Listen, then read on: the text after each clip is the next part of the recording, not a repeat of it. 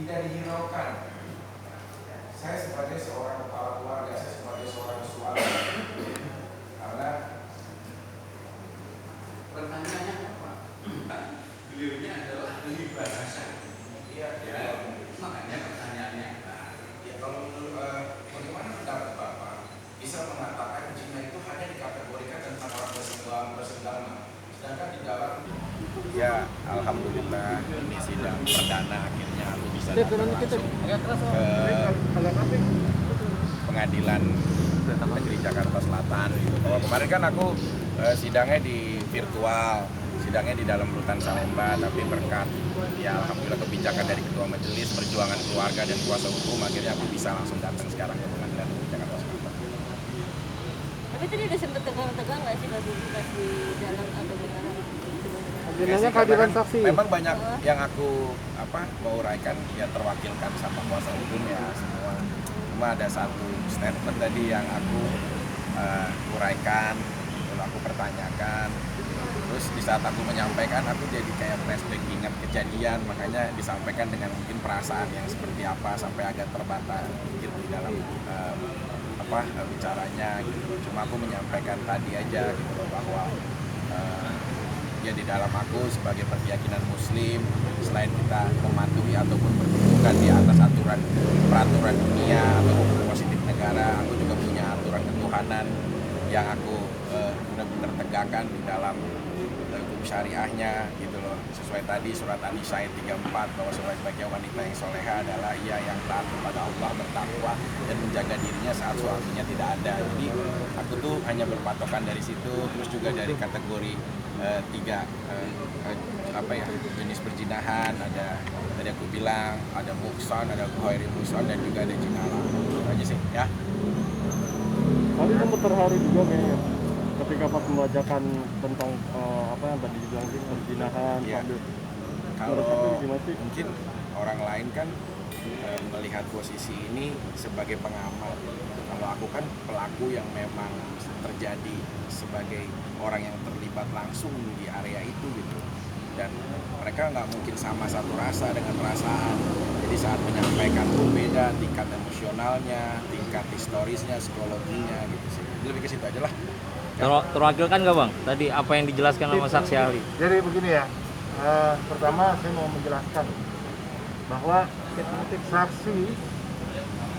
saksi ahli bahasa yang tadi yang hadir, pada saat saya tanyakan ada beberapa pertanyaan, misalkan Bapak di situ menyatakan melihat video, diperlihatkan video, melihat nggak? Jawabnya tidak. Kemudian dilihatkan SP3, dilihat nggak? Tidak. Terus kemudian saya tanyakan lagi, kalau memang itu yang disampaikan penyidik terkait BAP saksi-saksi, karena dia hanya merujuk pada BAP saksi. Nah, ketika saya tanyakan, kalau ternyata konteks hari ini saksi tidak ada yang mengatakan hal demikian, tidak ada yang bilang botakin. Dari kemarin kita nggak ada yang melihat, ada nggak yang botakin, nggak ada. Terus kemudian ada nggak disuruh telanjangin? Kita tanya satu-satu, tidak ada. Yang mendengar itu tidak ada. Yang melihat siapa yang mengucapkan pikir juga tidak ada. Wartawan ada 2 yang sudah diperiksa menyatakan tidak tahu. Terus kemudian ART, URT menyatakan juga tidak tahu. Begitu juga dengan tersangka atau pelapor. Mereka hanya Vicky Aman pun tidak melihat Vicky mengucapkan kalimat apapun.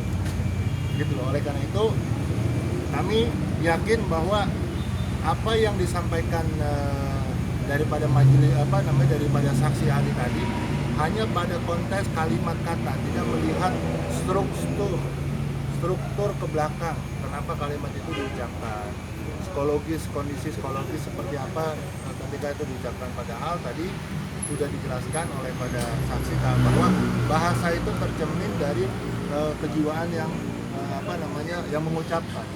Ketika saya tanyakan, tadi dia sempat ragu, Pak, kalau kondisi kejiwaan bahwa itu diucapkan pada seorang istri, kan begitu, yang dilihatnya berada di dalam satu kamar, itu seperti apa? Wajar tidak? Ditanya wajar.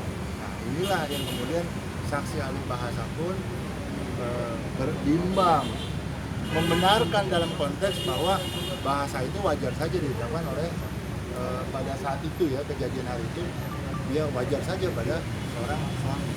Nah, yang menjadi masalah adalah ketika kalimat-kalimat yang tadi itu, perkata-perkata itu, ada kalimat zina, dia jelaskan tuduhannya adalah sudah pakai baju atau tidak bersenggama. Konteks perzinahan dia tidak senggama dan disajikan oleh di BAP pada saat itu adalah tidak pakai baju. Saya tanyakan, Pak, kalau ditanyakannya pada saat tidak pakai baju, kalau ternyata setelah itu pakai baju gimana? Apakah terjadi perzinahan? Apakah tuduhan zina itu tidak menjadi fitnah? Kembali menjawab kalau memang konteks ke belakang ya tidak. Artinya apa? Saksi ahli bahasa di sini adalah hanya menerangkan sajian saja yang disajikan. Bahkan saya tanyakan daripada pihak saksi sebagai bahasa ya, ada BAP yang ternyata tidak ditandatangani pada tempat semestinya. Bahkan ada BAP yang memang disangkal parafnya dan sebagainya. Itu bagaimana? Karena itu yang disaksikan. Ya, konteks ini dia tidak bisa menjawab karena memang katanya bukan ranahnya. Tapi saya berkeyakinan bahwa psikologis sebagai saksi saya juga bisa melihat kalau dalam konteks hari ini ketika Vicky merasa dia klien kami, dalam konteks dia membela kepentingan dan harga dirinya sebagai seorang suami. Ketika ditanya, saya tanya bahkan kalau Bapak menyaksikan seperti itu seperti apa, bagaimana? Dia marah, kejiwaannya yang marah, ya wajar marah. Terucap kata itu, kalimat itu, karena perspektif Vicky kalau kata zina itu ada 3 menurut syariat yang dipelajari. Dan semuanya pastilah, majelis hakim, jaksanya, pengacaranya, saksi ahlinya pun ketika melihat istrinya berada di dalam kamar dengan laki-laki lain, tidak ada pilihan kata-kata baik yang bisa tanda kutip diarahkan, karena itu psikologis kejadian begitu cepat, ya kan?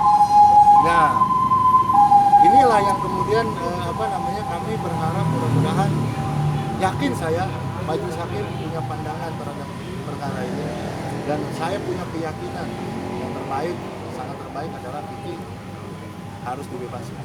Bang, artinya untuk kesaksian ahli kali ini itu tidak berdasarkan fakta ya, Bang? Faktanya itu tidak bersesuaian dengan yang di persidangan. Apa yang disaksikan kata kalimat itu, yang di persidangan ternyata tidak ada saksi-saksi mengatakan itu, cuma Angel aja. Bahkan Angel juga tidak melihat Vicky mengucapkan. Bahkan Vicky Alman ketika ditanyakan siapa yang mengucapkan, saya nggak tahu. Kan begitu, artinya apa? Ya inilah tuduhan-tuduhan yang tidak mendasar. Saya tanya lagi SP3 tentang SP3. SP3 itu tindak pidananya bukan tidak terjadi, tapi terjadi, sekali lagi terjadi. Terjadi tindak pidananya, tapi alat buktinya kurang. Bagaimana nanti kita lihat di saksi ahli pidana nanti bagaimana. Tadi ada kekecewaan nggak sih ke Saksi ahli bahasa sendiri? Enggak sih, maksud kamu kan tadi ada statement saya tidak terlibat hal seperti ini yang terlalu jauh. Cuma kan tadi saudara kuasa hukum saya bilang bahwa sudah dijelaskan juga, karena dengan keterangan ahli akhirnya jadi mengerucutkan status saya jadi tersangka sampai terdakwa dan saya tutup. Saya cuma bilang tolong, saya harap mudah-mudahan, karena kalau Bapak tidak bilang terlibat, ya ini sih hak pihak ya, maksudnya nggak apa-apa itu pendapat. Cuma dengan kondisi seperti ini, sekarang ini udah jadi ajang percontohan. Jangan sampai jadi ajang percontohan bahwa kok suaminya itu perkara Vicky, dia yang direbut istrinya, kok dia yang sekarang di penjara. Nanti kita nggak tahu seberapa banyak dan seberapa jumlah besar, berapa juta istri yang mungkin saja bisa berpatokan dengan hal seperti ini, perkara ini, karena kan kalau kita kan hidup namanya ajang percontohan, dia bisa melihat, dia bisa mendengar, dia bisa melakukan. Nah maksud saya tadi, tolong kalau ahli dalam memberikan sebuah statement hukum, even bukan soal saya pun sekalipun, soal siapapun, jadi kalau menurut aku harus benar-benar memang dikaji, harus benar-benar memang mengetahui benar-benar kronologis ini terjadi gitu loh, karena kan masalah bahasa universal gitu loh, semua orang punya identitas masing-masing dan penafsiran tersendiri soal bahasa gitu. Jadi saran aku tadi sama ahli, ya aku sih hanya mensejajarkan sama kayak tadi, arti kata perzinahan tuh nggak selalu tentang bersenggama kalau menurut pengetahuan saya, apapun ya kayak tadi aku bilang ada zina muhsan, zina ghairul muhsan, ada zina laman, berbagai macam bagian gitu. Nah maksud aku tadi hanya sharing yang pendapat yang aku ketahui aja ya. Tapi kalau yang lain-lain Itu untuk pembelaan persidangan kali ini adalah optimis bakal meringankan perkara-perkara ini.